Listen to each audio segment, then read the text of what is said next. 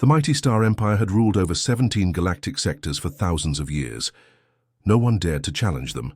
Their warships stretched for miles across the empty blackness of space. Their soldiers stood tall and proud, most reaching heights of 12 feet or more. They had conquered hundreds of worlds, bringing them under the iron grip of their rule. It was during a normal day that they found Earth. Commander Du was sitting in his command chair, bored as his crew carried out a standard expansion survey. They had been mapping this small arm of the galaxy for weeks now, looking for new worlds to claim for the Empire. Most had been empty or filled with simple plant life, nothing worth the Empire's time. "Commander, we've found something," called out one of his officers, Officer Kim.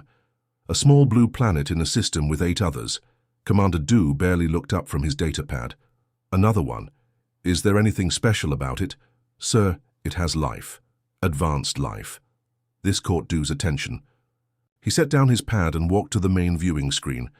The blue-green planet looked tiny and fragile against the blackness of space. "Scan it," he ordered. The results came back quickly. Earth was home to over 8 billion beings. They had cities, vehicles, and had even sent primitive ships to their own moon. They called themselves humans. "Show me these humans," Commander Du ordered. The screen changed to show images of Earth people going about their daily lives. Du couldn't help but laugh. The humans were tiny. Most stood only about 5 feet tall, barely reaching the waist of the average Star Empire soldier. "Look at them," he said to his bridge crew. "So small and weak, and they think they're advanced because they've reached their own moon?" The entire bridge erupted in laughter. Officer Park approached with more information. "Sir, they have weapons, but nothing that could damage our ships. Their technology is at least 500 years behind ours. And the most interesting part, they don't have a single world government. They're divided into hundreds of smaller territories they call countries." Commander Du smiled. "This would be easy. Normally, when the Star Empire found a world with intelligent life, they followed certain steps. First came diplomatic contact, then trade. Then slowly, over decades, they would take control. But that approach was for species. That might pose a challenge. This doesn't even need a full invasion force," Du said, studying the planet more closely. "Send a message to Imperial Command. Tell them we've found a resource target level 7. Not worth diplomatic efforts." "Yes, sir," Officer Kim replied. "What designation should we give it?" Commander Du waved his hand dismissively. "Just call it Target 7729. It doesn't deserve a proper name in our records." Over the next few days, Du's scouts visited Earth, carefully staying hidden from human detection. They studied Earth's defenses, mapped its resources, and analyzed its leadership structures. Scout Leader Lee delivered his report personally. "The humans have no unified defense system. Their militaries are divided. Just like their governments, they fight among themselves constantly. Their weapons are primitive. They still use solid metal projectiles and simple explosives." "What about their resources?" Du asked. "Abundant," Lee replied. "Water, minerals, biological diversity, and the planet's location would serve as an excellent outpost for further expansion." Commander Du nodded, pleased with what he was hearing. "And the humans themselves, any special abilities we should know about?" Scout Lee shook his head. "Nothing remarkable. No natural armor, no special strength, no telepathic abilities. They're soft-bodied and physically weak compared to us. Their only advantage seems to be their creativity, but that's hardly a threat to our technology." That evening, Commander Du prepared his report for the Imperial Council. He kept it brief.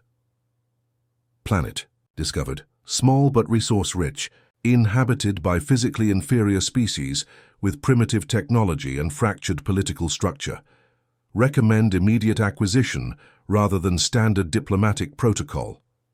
The Council's response came quickly. Proceed with acquisition. Minimal. Forces authorized.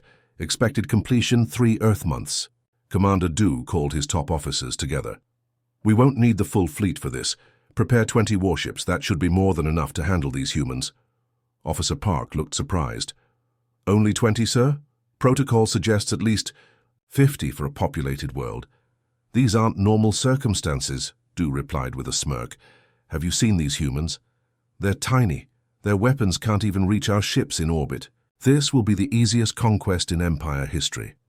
As the invasion force prepared for departure, Du reviewed the Earth data one final time. Something about the humans bothered him slightly. Their history showed they were surprisingly adaptable and had advanced quickly in the past few hundred years. But he dismissed these thoughts. What could these tiny beings possibly do against the might of the Star Empire? Little did Commander Du know that the Empire's sensors had missed something crucial about Earth and its inhabitants. Something that would soon turn his simple conquest into the greatest humiliation the Empire had ever faced. The 20 warships of the Star Empire appeared in Earth's orbit on a Tuesday morning. They simply appeared. One moment the skies were clear, and the next massive shadows fell across major cities as the enormous vessels hovered silently above. Each ship stretched nearly 2 miles long, their hulls a dark metallic blue that seemed to absorb sunlight rather than reflect it. Panic erupted worldwide. Traffic stopped, schools closed, military bases went on high alert, government hotlines crashed from too many calls. For 6 hours the ships just waited, making no movement or communication, letting fear spread across the planet. Finally, at noon Eastern Time, every screen on Earth, phones, computers, televisions, billboards, flickered and showed the same image, Commander Du's face. He was tall and imposing with grey-blue skin and eyes that seemed too knowing, too ancient. "People of Earth," he began, his voice deep and perfectly translated into each listener's native language. "I am Supreme Commander Du of the Star Empire. We control 17 sectors of this galaxy and over 300 inhabited worlds. Today your planet joins our empire." The transmission continued for exactly 3 minutes. Du explained that resistance was pointless. The Empire had conquered civilizations far more advanced than Earth. He demanded Earth's immediate and unconditional surrender. All governments would dissolve, all military forces would disarm. The Empire would establish new leadership and begin resource extraction within days. "You have 24 hours to comply," Du concluded. "Resistance means extinction. This is not a negotiation." Then the screens went dark. At the United Nations in New York, representatives from every nation gathered in emergency session. The EU chamber was chaos. Some representatives shouted for immediate surrender, others for resistance. Some wept openly. A few had not shown up at all, presumably fleeing to bunkers. "They could have destroyed us already," said the representative from Japan. "Why give us 24 hours? "It's standard procedure for them," replied Dr. Jin, Earth's leading xenobiologist. "They've done this before to other worlds.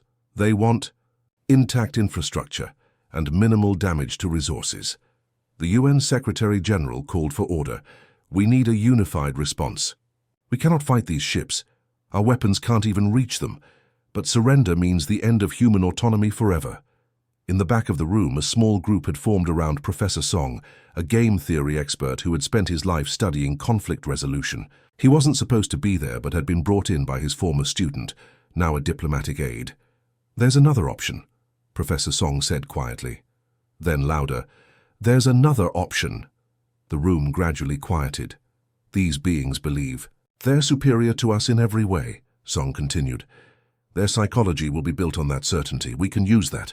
2 hours later, a delegation of 12 humans, scientists, military leaders, and diplomats boarded a small shuttle sent by the Empire. They were taken to Commander Du's flagship. The shuttle bay was enormous, designed for beings much larger than humans. The delegation looked tiny and vulnerable as they walked across the gleaming floor toward a group of Empire officials. Commander Du sat on an elevated chair, looking down at the humans with amusement. "So you've come to deliver your surrender in person. Unnecessary, but I appreciate the gesture." The human delegation was led by Ambassador Han, a quiet woman with decades of diplomatic experience. "Commander Du, we have not come to surrender. We have come to propose an alternative." Du's expression shifted from amusement to surprise, then irritation. "There is no alternative. Did I not make myself clear? Submit or be destroyed." Ambassador Han remained calm. "We propose a limited engagement with defined parameters." "A what?" Du asked. "A controlled war," said General Yu, the military representative, "with rules of engagement that both sides agree to follow." Commander Du looked at his officers, who seemed equally confused. One of them bent down to whisper something in his ear. Du waved him away. "You're proposing a game, a contest?" Du asked, disbelief evident in his voice. "We're proposing a chance for you to prove your superiority," Ambassador Han said. "Rather than simply taking our world, you can win it through honorable combat." Du leaned forward. Despite himself, he was intrigued. "Explain." General Yu stepped forward with a data pad. "These are our proposed terms. The conflict will be limited to specific geographic areas to prevent civilian casualties. No orbital bombardment. No biological weapons. Combat will be direct. Your forces against ours." Commander Du began to laugh. "You understand that our soldiers are 3 times your size, that our weapons can vaporize your tanks, that our armor is impenetrable to your projectiles." "We understand," Ambassador Han said. "Those are exactly the terms we're proposing. Dues." Laughter faded. This made no sense. These humans were volunteering for slaughter under terms that greatly favored the Empire. "Why would you propose this?" he asked, genuinely puzzled. "Our history is filled with stories of the underdog, Ambassador." Han said, "David versus Goliath, the 300 Spartans, the small force that defeats the mighty Empire. It's in our nature to fight even when victory seems impossible." "And when you lose?" Du asked. "Then we will have lost honorably, on our terms," General Yu replied. "And you will have proven your worthiness to rule us." Du considered this for a long moment. It was bizarre but also appealing. A clean victory would look better to the Imperial Council than simply taking an undefended world, and it would give his soldiers some combat experience, which was always valuable. "I will consider your proposal," Du said finally. "Return to your planet. You will have my answer in 6 hours." As the human delegation left, Officer Park approached Commander Du.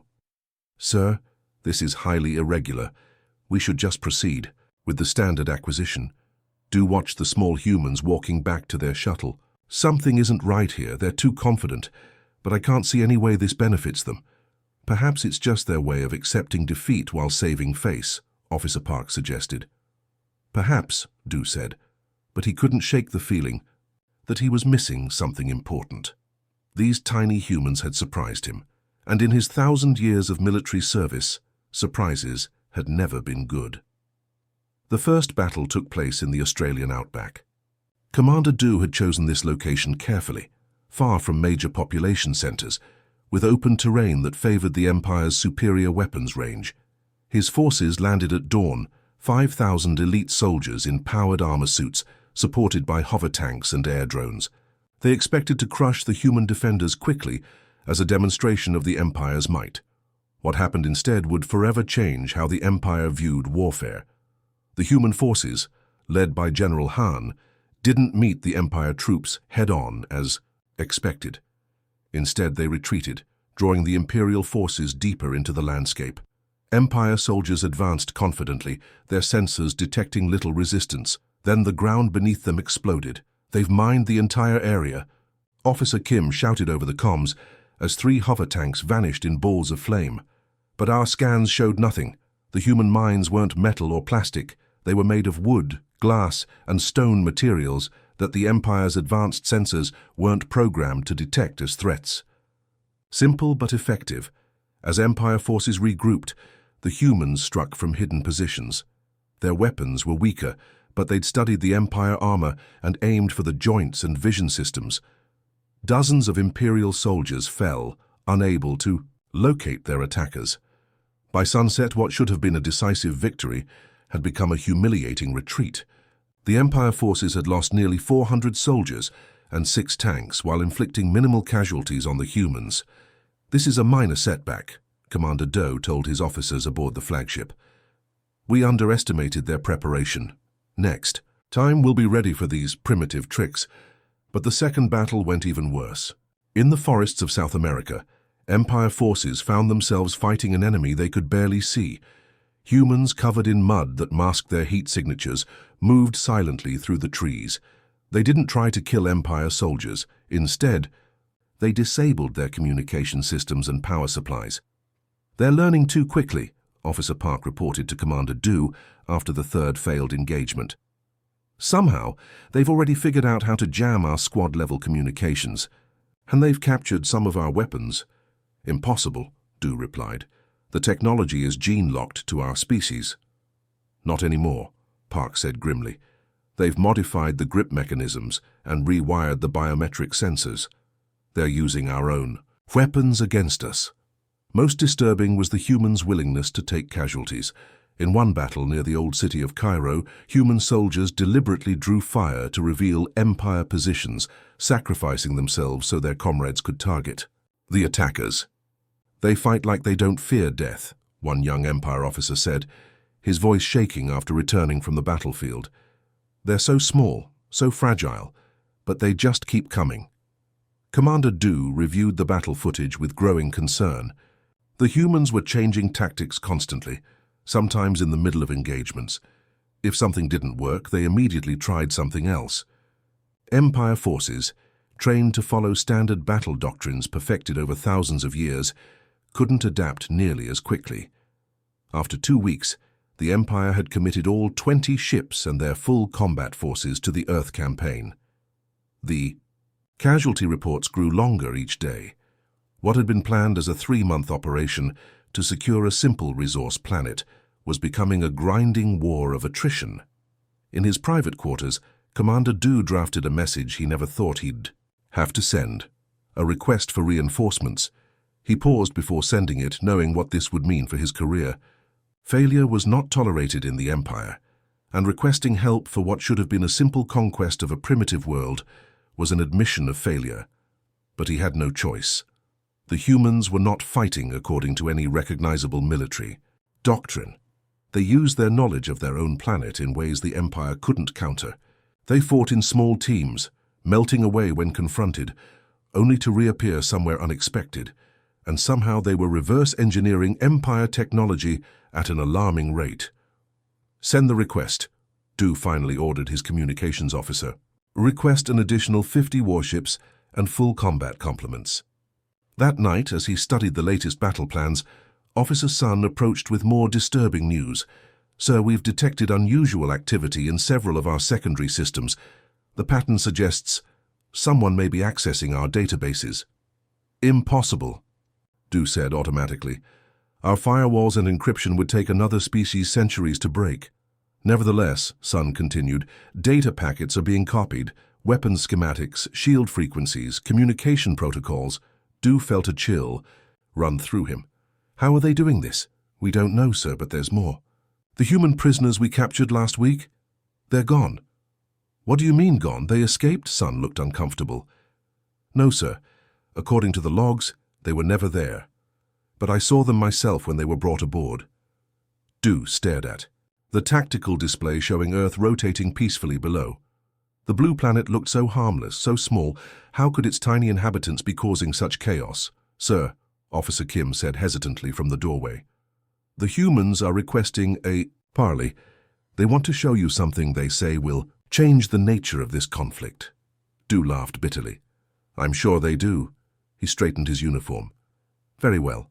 Let's see what these surprising little creatures have to offer now."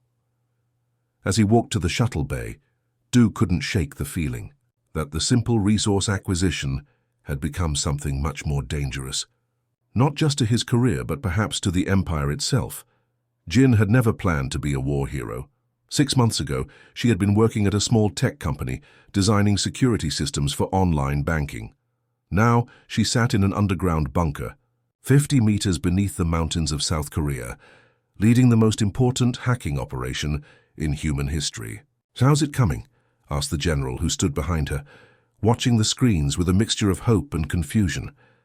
Like most military leaders, he didn't fully understand what Jin and her team were doing, but he knew their work might be Earth's last chance. "We're in," Jin said quietly, her fingers flying across the keyboard. They never expected anyone to attack their systems this way. Their security is designed to stop enemies as advanced as they are, using similar technology. Not people like us using methods they consider primitive. Around her, 30 of the world's best hackers worked in focused silence. They had been assembled from different countries, speaking different languages, but sharing the same goal, finding a way into the Empire's military network. The breakthrough had come 3 weeks earlier, when a downed Empire shuttle had given them access to a partial login system. Jin's team had studied it day and night, finding a weakness in how the Empire's computers handled unexpected input types. It was basic stuff, the kind of security flaw Earth programmers had solved decades ago. But the Empire, with their advanced technology, had never needed to worry about such simple attacks. "We've accessed their navigation systems," announced a young hacker from India. "I can see the locations of all their ships, even the reinforcements that haven't arrived yet." "I'm into their communications," called another from Brazil. "I can read everything they're sending between ships." Jin nodded but kept her focus on her own target, the central command system. If she could reach it, she could do more than just spy on the Empire. She could sabotage them from within. "There," she whispered as the final firewall fell. "We're in. All the way in." The general leaned closer. "Now what?" Jin allowed herself a small smile. "Now we show them why you should never underestimate human creativity." Across the world, in a secret biological research facility, Major Tai was completing a very different kind of operation. A medical researcher before the war, she had been studying the physiology of the Empire soldiers since the first battles. The Empire troops had been careless with their dead and wounded, not expecting humans to learn anything useful from them. "Their vision system is fascinating," Tai explained to the assembled military leaders. "They see a broader spectrum than we do, including ultraviolet, but they process color differently. Their brains interpret visual information using neural pathways that are similar to our own in some ways, but with key differences." "And you can exploit this?" asked the admiral in charge of the operation. Tai nodded and held up a small vial of clear liquid. "This contains a tailored biological agent, harmless to humans, but designed specifically for Empire physiology. It temporarily blocks certain neural pathways in their visual cortex. It won't blind them, but it will make them unable to see the specific color frequency our new combat uniforms use." "We'll be invisible?" someone asked. "Not exactly. They'll still see movement and shapes, but in the heat of battle, with chaos all around, their brains won't process our soldiers as threats until it's too late. The plan required getting the agent into the Empire's ships and bases. For this, they needed volunteers, soldiers willing to be captured, carrying the agent in micro-containers embedded under their skin. 200 soldiers volunteered. Only 50 were selected. They were captured over the next week in small skirmishes deliberately designed to look like failed human attacks. On what would later be called V-Day, Jin sat at her control station. Anne sent the signal that would change the course of the war. With a few keystrokes, she activated a virus that spread through the Empire's network, jumping from ship to ship. It didn't destroy their systems. That would have been detected and stopped. Instead, it made subtle changes, altering navigation, data by tiny increments, introducing random delays in communications, and most importantly, disabling the automatic threat detection in their weapon systems. "It's working," she said as reports began coming in from around the world. "Their ships are moving out of position. Their ground forces are getting confused orders. At the same time, the biological agent was spreading through the Empire ranks. The captured soldiers had been interrogated, as expected, then placed in the general population of prisoners. The micro-containers released the agent, which spread through the air filtration systems of ships and bases. The effect wasn't immediately obvious to the Empire commanders. But in battle after battle, their soldiers reported the same strange phenomenon. Human troops seemed to appear out of nowhere, visible only at the last moment. "They have some kind of new stealth technology," Commander Doe reported frantically to Imperial Command. "They're bypassing our sensors somehow." But it wasn't technology, it was biology. The Empire troops simply couldn't see the humans in their new uniforms until they were right on top of them. Panic spread through the Empire forces. Combined with the communications and navigation failures caused by Jin's virus, Entire battalions became combat ineffective within days. The humans pressed their advantage. With Empire forces in disarray, they launched coordinated attacks on key positions. Cities that had been occupied were liberated. Empire shuttle bases were overrun, their technology captured intact. News of these defeats spread quickly through the Empire's vast territories. For the first time in thousands of years, the Star Empire was losing a war. And not just any war, but one against a species they had considered primitive. On subjugated worlds throughout the 17 sectors, resistance movements took notice. If humans could defeat the Empire, perhaps others could too. Small rebellions flared into open conflict. Empire forces, already stretched thin by the reinforcements sent to Earth, couldn't respond effectively. In his flagship above Earth, Commander Doe received the reports with growing horror. The mighty Star Empire, which had never known defeat, was being brought to its knees by tiny creatures, using tricks and ingenuity rather than advanced technology. How? He asked his senior officers, who had no answers for him. How are they defeating us? The answer was simple, though the Empire couldn't see it. Humans had been fighting each other for their entire history. War, for all its horrors, had taught them adaptability, creativity, and perseverance that the long-dominant Empire had never needed to learn, and now that lesson was going to cost the Empire everything. Commander Doe stood alone in the center of the Imperial Council chamber. The room was vast, designed to make visitors feel small and insignificant before the Empire's leadership. But today, it was Doe who felt diminished despite his towering height. The 7 members of the Council looked down at him from their elevated platforms. Their faces showed different expressions: anger, disbelief, contempt, but none showed understanding or forgiveness. "You have brought shame upon the Empire," said the head counselor, her voice echoing in the chamber. "For 14,000 years we have conquered. For 14,000 years we have never yielded. Until now. Until you." Doe kept his head high, though inside he felt hollow. "The humans fought in ways we could not predict or counter. They—" "Silence," the head counselor snapped. "They are. Half our size.